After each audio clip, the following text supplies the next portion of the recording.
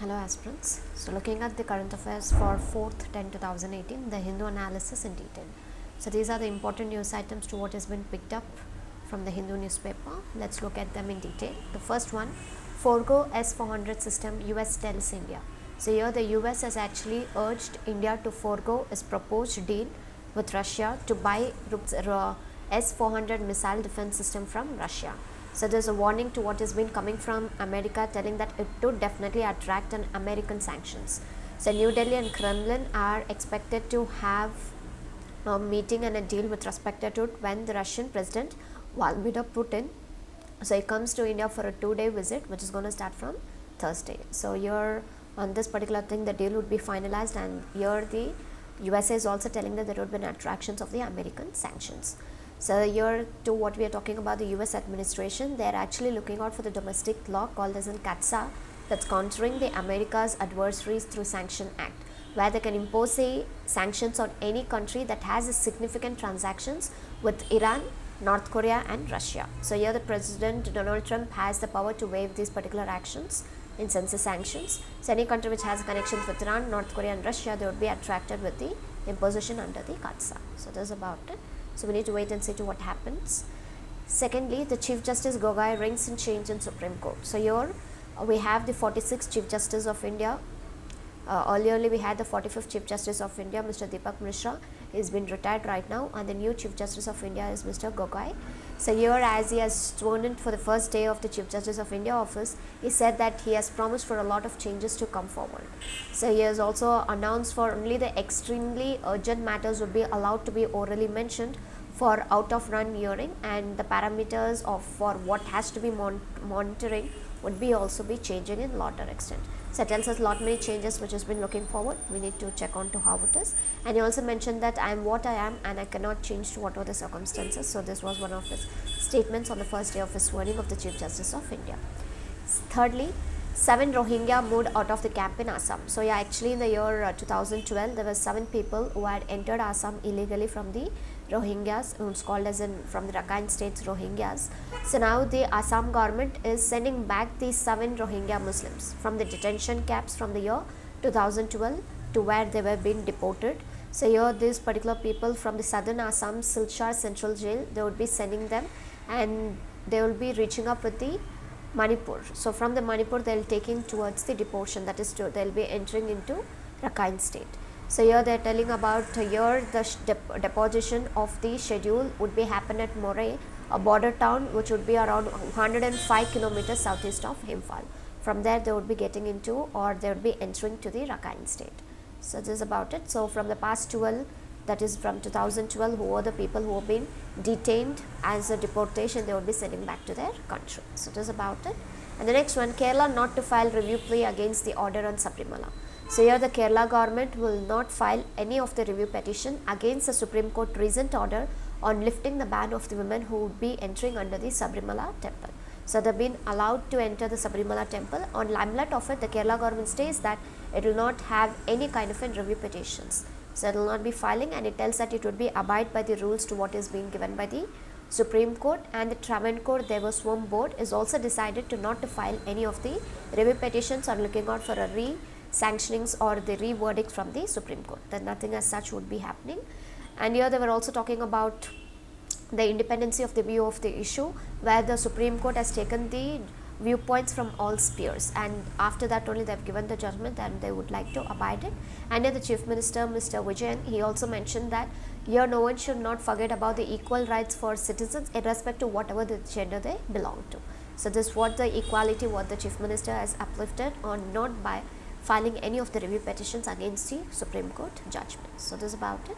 Next one, Gujarat acts to save its pride. So here we have the Gujarat, where in the Gujarat Gir forest there is almost around the deaths of 23 lions from September 12th, that is this year. Almost like 23 lions have lost their life. So initially they insisted that the death was due to of infighting of the territorial dominations, and this was one of the areas to what they told on. For having a rescue efforts, they also called different experts from outside, and there were also few experts who have been from London, and also the certain vaccines have been deported from United States. So why is the vaccine being deported? Because here there were almost 500 lions who have already been screened and they have detected of viral infections. Initially they felt to be as an infighting, but over the time it was understood that it was due to a detection of the viral infections where the big cats in the Gir forest and the revenue areas that the Asiatic lions are spread as many as 8 districts in the the region have been detected of these viral infections. So this was the one of the worst ever tragedy which had happened in the Gir forest, which has been very known for its Asiatic lions in the entire world. So now this is almost like 36 of the lions have been battling for their lives, who are having a deadly outbreak of the CDV, that is a canine distemper virus. So this is that virus which has been affected the lions out there, and the tick-borne babesiosis is also killing the great cats, famously known as the Gujarat's pride. So there is another tick-borne disease which has also been attacking them, and these are the main reasons to why there is a death of the lions in the Gujarat Gir forest. So here they were also talking about the state authorities are been adopting a casual approach. They are not being conservating properly, or they are not taking any of the precautionary measures to what they have to deal with the epidemic. So this again a kind of an blames to what is been put on to the forest officials. And according to the experts, what they are saying is that the Gujarat government was earlierly warned in the year 2011, where the CADRAC, that's the Center for Animal Disease Research and Diagnosis, Bengaluru, and the Indian Veterinary Research Institute, Uttarakhand, have analyzed that from the 2007 Gir lion carcass, that's the body of the lion, they have found that there was a presence of highly contagious pest Des petitus ruminantans virus, that's PPRV, which carries 80 to 100% chances of mortality. So subsequently, the 4 lions sent from Gujarat to Lion Safari Park in the UP in 2014 died of CDV in 2016. So whenever there was a transmission of the animals to whatever safari lion park from UP, they had transmitted to the Gir forest, again the lions there have died because of the CVD diseases. So here they are telling that here the animals have been completely being affected by the virus, and there was a chances where the mortality would increase to 80 to 100%. So here this is the outcome, and much earlier also the government, in sense our Gujarat government was warned in the year 2011, but there was no proper measures to what has to be taken. But here you have the details like what's killing the Gir lions. So you have the entire details, what are the particular infections been affecting them, how many are there under the rest, and what are the total number of lions we have it in the Gir forest. So here you have the details, so just go through them. And the next one, genes of famed big cat Machili to be mapped. So here we have the team of geneticists and the conservation biologists and also the wildlife officials are in the process of preparing a genetic map. So this genetic map would actually trace out the sequence of the genes from the Machili's DNA when they have extracted at the time of the particular tiger at the death time. So at that point of time they have taken to DNA to what it is, and using that they will be coming up with a genetic map. So here the Machili was one of the iconic individual which had lived for a very long time, and it also had a large number of cubs, which is very famous in the tiger of Rothenberg, which is highly inbred, and this was an excellent example to why they have chosen to be as one of the DNA species and understand the genomic map.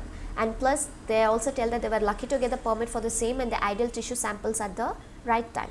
So we have the NCBS Bengaluru, which is leading with the Machili's genome analysis. So this would be the one which from Bengaluru, the NCBS would be the one which would be doing with the genome analysis. So once the complete genome map has been prepared, then it will take almost 6 months more for it to get completed and set a template. And they're also coming up with a reference genome for comparing the genes of tigers anywhere. So they'll be able to do a much more understanding about the genes of it. And here you should know that credited with reviving the tiger population, which is in the Rothenberg National Park Machili, which is also known called as T16. So why the name was given is because of the fish-like marks on her face, and then the tiger had a fish-like mark on the face. Based on that, the name was earned by the tiger to be as T16. So the 20-year-old tigers has given 11 cubs, including 7 females and 4 males. So this was the family of the tiger in Britain, and here the estimation was about 65 crore a year is what the particular animal, in sense the national park of revenue, what the Machli has given in the time period of 2006 to 2016. So this was a very good turnover with respect to this particular animal to be as a tourism revenue which was being given to the national park between the year 2006 to 2016. So this is about it, and again you have the details out here. You can just look on to them for a brief understanding of it. And the next one, India remains vigilant against polio viruses. So here, days after, the Union Health Minister has actually ordered an inquiry into the type 2 polio virus which has actually been contaminated, and these are being used for immunizations in UP, Maharashtra and Telangana. So right now the order is also given for additional immunization in these particular 3 states. So here they are saying that India was actually certified to be as a polio free country in March 2014, but it continues to be still so far. But here India still continues to remain as a vigilant against any of these 3 types of polio viruses. So here the main concept here is that this type 2 polio vaccine virus was found in the sewage and also in stool samples. So this was indicating that there was a robust polio surveillance jointly managed by the Union Health Ministry and the WHO is still maintained even through 7 years even after elapsing, and this was completely outdated in sense the trivalent oral polio vaccine, that is TOPV, that contained this type 2 polio vaccine virus vaccine has been phased out globally because of its contaminations of the virus and still in it, and India in 2016 was also taken it out as a part of the polio endgame strategy, but still there were few important traces which was been found in the sewage and the stool stamps. So now the ministry has found that these few vials of the bivalent oral polio vaccines supplied by one manufacturer, there were the traces of P2 vaccines as well. So here the WHO on the board, it took an immediate and comprehensive action. This report was followed by use of all the vaccines which has been supplied by these manufacturers was being immediately stopped in the country until the investigation would be completed on. So they have to find out to how this particular vaccines has been reintroduced and why these samples being seen in different areas, and apart from that the additional immunization was given to the 3 states to combat with the same. So this is about it. So again the last year this was completely in use because of the vaccines which is becoming resistant. So again we have to know about them in detail. The next one, UN urges India not to deport 7 Rohingyas. So in the earlier video we even discussed that the 7 Rohingyas would be deported back to their country, but here the UN is urging that not to deport these particular 7 Rohingyas because there would be a danger to those particular people who have been actually deported to their Myanmar, because the situation there is still not conducive and it's not safe, dignified and sustainable return of the Rohingyas would not be guaranteed in return. So this was one of the criteria as to why the UN High Commissioner has actually expressed that need not deport these people back into their country. So UNHCR spokesman, he also restrained that you have to refrain from measures that could directly or indirectly lead to return of a person to a country where his or life freedom would be in a danger. So again this was coming from the spokesperson to what has to be done in return. And apart from that, the chief secretary of the United Nations, he also warned that sending the Rohingyas back to an unsafe situation in Myanmar, this would actually violate the UN principles on refoulement. So this was again a warning to what Mr. Antonio, the United Nations Chief Secretary, has given in light. And separately Mr. Shirin, that is Mr. Shirin Sharmin Chaudhry, the Speaker of the Parliament of Bangladesh country. So even she was also talking about the millions of Rohingyas who have taken a refuge after fleeing from different series of attacks from the Myanmar securities are forced to be termed as a genocide by the UN in 2017.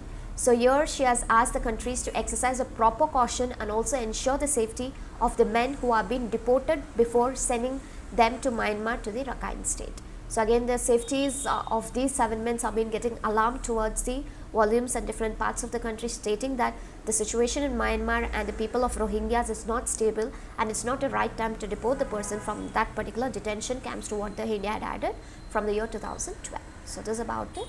And next one, Supreme Court upholds the validity of the GST Act. So here the Supreme Court upheld the validity of the goods and services tax compensation to states. So this was something through an ordinance which came up, the Compensation to States Act of 2017, where the levy as well as the collection of the tax of the interstate supply of the goods and services are both being done by the center.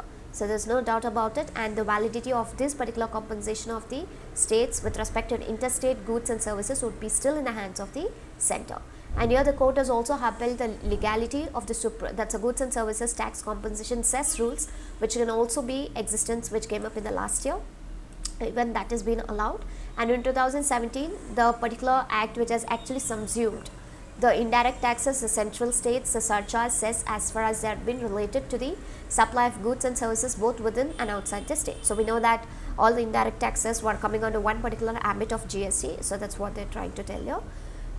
So here it's been confirmed right now that the legislative competence of the parliament to enact the 2017 act. So without any further due diligence, they can go ahead with whatever the kind of problems they had it. Now the Supreme Court have upheld the validity and they can go ahead with a proper tone to what it has to be done.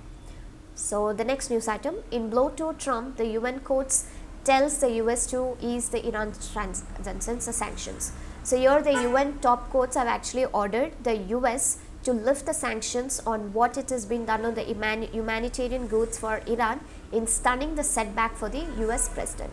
So here the International Court of Justice, which has been settled in Hague, has handed the Iran a major victory, and also saying that the economic sanctions have put the Iran lives at actual risk. So this was one important aspect and why the International Court of Justice had given a victory to Iran in return. And they were also talking about, they were not so clear that whether this judgment would get anything more to be symbolic, or because both the Washington and Tehran have ignored them in the past. So if this would really get a proper fruitful of the judgment is still not been aware. And here the ICJ has also ruled that the sanctions on some goods were breached in 1955, the Treaty of the Amity between Iran and US that actually predates the Iran Islamic Revolution. So this is one of the important rulings to what the ICJ had to highlight it on.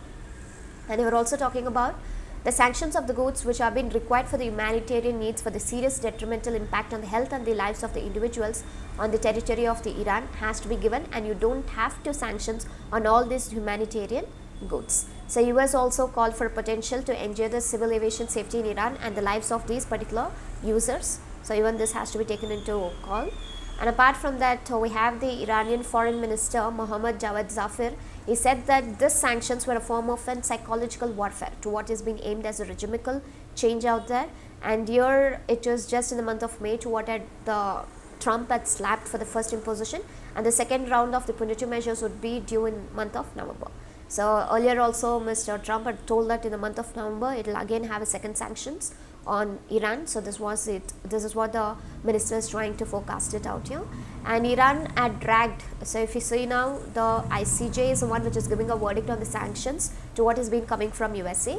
So how has this happened? Because Iran had actually dragged the US to the ICJ in the month of July during the 4 days of hearing in the late August. So here the lawyers were actually accusing the Washingtons of strangling of its particular economy. So this was one particular thing where it has strangled the entire economy out there. And here the US also criticized the verdict to what has been coming from the International Court of Justice, saying that the case was something meritless and the court had no jurisdiction to end past such a verdict on the sanctions to what the US has made on with respect to Iran. So this was a US ambassador. So he tweeted very next after the verdict was made from the International Court of Justice. So this is about it. And the next one, a default by ILFS would have been catastrophic. So here there is a concerns of catastrophic impact on the financial markets if the IL and FS, which is repeatedly there in the news, if it has been defaulted on its future payment obligations and also in a high leverage levels of the company. This would definitely look on for more swiftly acting, and here the government immediately made a replacement for the board of directors. So October 8th a new meeting would be happening on the same. This is what they're trying to highlight it. So further the fact is that here the non-functioning risk management committee to what is been there under the ILFS, they have met only once between 2015 and 2018. So there was a critical lapse in overall management and also the governance of an IL and FS. This was a very important report which was being prepared by the Ministry of Finance. So here the committee of the risk management had never met it. It was met only once in the span of 3 years. So this was something which had actually given for an utter failure of it in written. And here we are also talking about the report which showed a loss of 2,670 crore in its consolidated balance sheet for the financial year 2017 and 18. Further, the leverage was about 13 times, that's the borrowing was about 91,000 crores. So this was based on the equity capital reserves of about 6,950 crores to be as in reserves. So incidentally, here the RBI has the capital to risk weighted asset ratio to be as 15% for the systematically important non-deposit accepting non-banking financial companies would peg to leverage 6 to 7 times, so which would be around 30% of the CRAR for core investment companies, which would actually levered for the ratio for 3 to 4 times in return.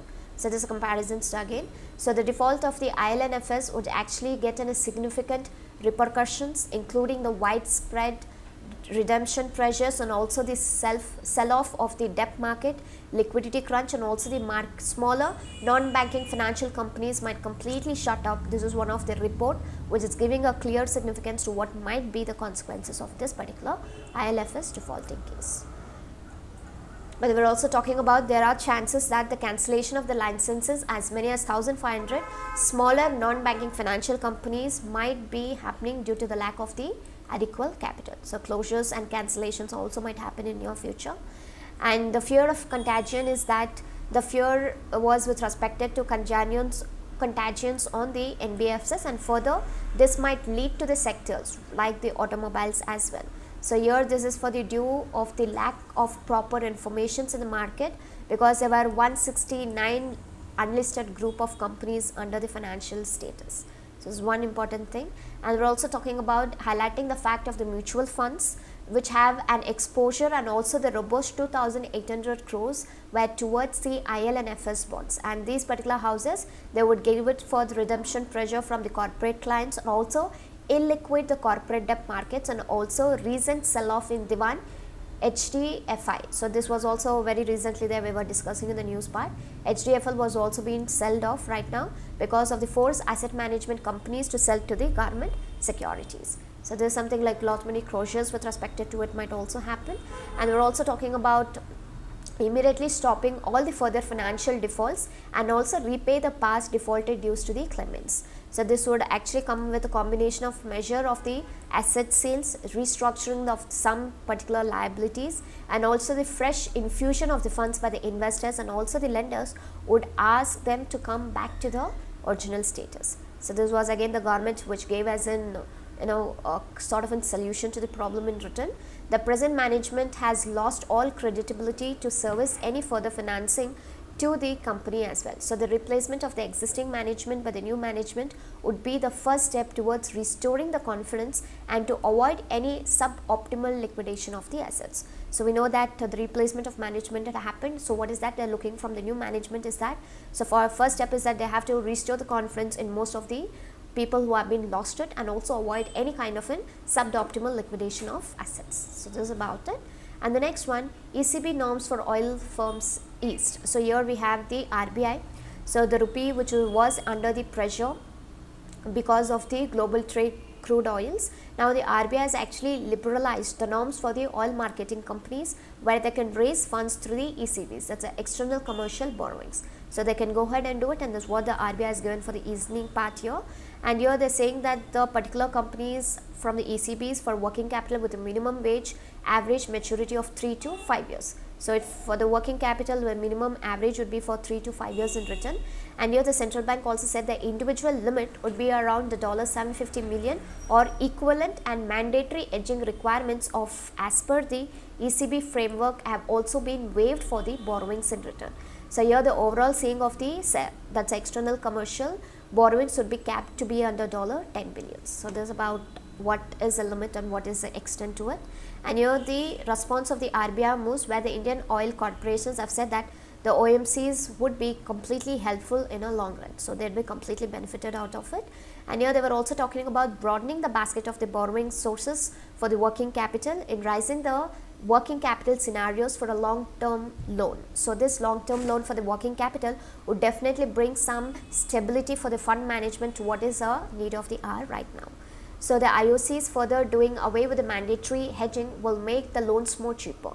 So if they take out this mandatory hedging, the loans becomes more cheaper, and they would be able to get it more flexible to the hedge prudently based on the market conditions again. So the flexibility of fixing the tenure of the loans will also remove the concerns and also the pressures which has been bunching for the repayments. So these are the important kind of solutions and the steps and the measures which has been taken. So these are the important highlights which can be used under the ECBs, where they can be controlling the rupee, which is under the pressure on the global high prices, oil prices. So that's about it, and it's just a other way around to how they can get benefited. The next one, floor price for Rabi crops hiked. So here you have the wheat, barley, gram, masoor, rapeseed and mustard and saffron, where you have the minimum support price being raised for the Rabi crops in return. So here the Union Cabinet has actually approved the MSPs of the Rabi crops to what we just discussed for the year 2018 and 19. So here this this approval has been coming from the CCEA, that is the Cabinet Committee on Economic Affairs. This is a farmer friendly initiative which would be taking an additional return of 62,635 crores to the farmers by the way of increasing the MSP for notified crops by at least 50% return over the cost of the production, and it will be aiding the farmers' income to be doubled more. So that's the main concept why they have to do this particular aspects. And there was a new umbrella scheme, that is the Pradhanmantri Annadata Sanrakshan Abhiyan. So this was one of the important scheme which was been announced by the government, where it is a robust mechanism which would be available to enable the farmers to realize the MSP in a fuller measure. So this actually has a 3 sub schemes, and those sub schemes are PSS, PDPS and the PPSS. So it's a price support scheme, price deficiency payment scheme, and also the private procurement and stockist scheme on a pilot basis. So these would be the main kind of sub schemes to what would be working under the Pradhan Mantri Annadata Sanrakshan Abhiyan. So the RBI concerns on this particular issue is that the increase in the MSP in the Rabi crops was just after the RBI had increased with the monetary policy announcement. So here it tells that this might influence the outlook on inflation as well as one particular concern, and this latest MSP could further escalate the concerns of the RBI over the inflation in return. So a hike in more prices would definitely give a more concerns on the inflation, and here this has been considerably uncertain, and exact impact would depend on the nature and the scale of the government's procurement operations. So this is the concerns to what the RBI has it in written. So you can just look on to these particular aspects. And the next one, Japan drops new robot on asteroid. So here we have the Japanese probe which has actually launched a new observation robot towards an asteroid. So it is launched the robot on asteroid, and it is pursuing a mission to shed the light on the origins of the solar system, to understand the origin of the solar system. So now this particular probe is the one which has been taking a robot, and this was launched by the Hayabusa 2 probe, so which is called as a mascot, which is towards the Ryugu asteroid surface, which is from the JAXA, that's a Japanese Aerospace Exploration Agency. This is where the Japanese agency is being set up, and here this one would be with respect to taking a data from the surface of an asteroid, and also expecting that this particular one, which would be of 10 kg box shaped mascot, which would be completely loaded with sensors, and these sensors would have an chances, or they have an ability to manage at a multiple wavelengths, investigate the minerals with microscope, gauge surface temperatures, and also they measure the magnetic fields. So that is what the main work to what the mascot would be doing in return to what is being put onto the asteroid. And here they were also talking about the different kinds of supplement rovers to what would be dropped on. So this particular mascot which has been launched comes 10 days after the Hayabusa 2, which has been dropped a pair of Minerva 2 micro rovers on the asteroid, and this was the first time that the moving robotic observation device have been successfully landed on the asteroid. For the first time this has been successfully landed, and this rovers would be taking a low gravity jump around the surface. So they would be taking almost a low gravity jump around the surface, and this would be traveling almost like 15 meters while they airborne, and they would be staying in the air for as long as 15 minutes. So this survey would actually make the asteroid physical features. They would have the cameras and sensors. Unlike those any missions, the mascot will be able to largely immobile and jump just once on its particular mission, and it turn into its sights onto its sights. And this particular rover will spend several months on the asteroid, and it has a maximum battery life just for 16 hours, and this would be able to transmit the data what is being collected to the Hayabusa 2 before running out of juice. So before the battery has been completely dried up, so it can transmit the data what is being collected to the Hayabusa 2, sorry, it's a probe actually. So this is actually the Hayabusa 2 is actually scheduled later this month to deploy the impactor that will explode above the asteroid, shooting a 2 kilo copper object into it and a blast smaller crater on the surface in return. So this is like, this was later this month this would be able to schedule to do it, and the probe will then hover over the artificial crater and collect the samples using the extended hub. So once this is getting out of it, then this another one called as an impactor would be exploded over the above the asteroid, and they would be doing the supplementary work in return. So this is about it, supplementary rovers, and this is part of your science and technology. So just get more updated on this particular section of your UPSC. And the last one, EU backs treaty to produce a disabled friendly books. So here we have the 28th nation European Union which has ratified the Marrakesh Treaty to ease the access to the reading material for the people who are being print disabled the world cover. So there's all the world over 200 people who's been disabled. So this particular Marrakesh Act Treaty would make it the reading material to be very easy to access. So this is one important aspect, and here the coverage of 2013 United Nations Treaty has now expanded to 70 countries across the globe. So this is as per the WIPO, that's an International World Intellectual Property Organization. So with this particular detention, there would be around 270,000 titles which would be available to be shared globally. So this is one important aspect to what they are looking out for. And at the ratification ceremony in Geneva, the WIPO director, he commented that the EU's commitment to Marrakesh Treaty and ensuring that the multilateral system will start working for the widest of the public good. So completely it will be towards the public good. He also urged the countries remaining outside the framework to join them immediately, as it might be a universal and worldwide treaty. Also visually impaired people can get benefited from any of the accessible book that is being produced in any corner of the globe. So they just want to cover all the rest of the countries under this, so that any person who wants to get benefited will definitely get benefited out of this particular ideas. And here about India, India was one among the earliest to ratify the Marrakesh Treaty in 2014. So also apart from that, we have the Sugamya Pustakalaya. So it is actually the government backed private initiative. This has been engaged in the creation of the accessible text in several Indian languages. This was way back we got this Pustakalaya there.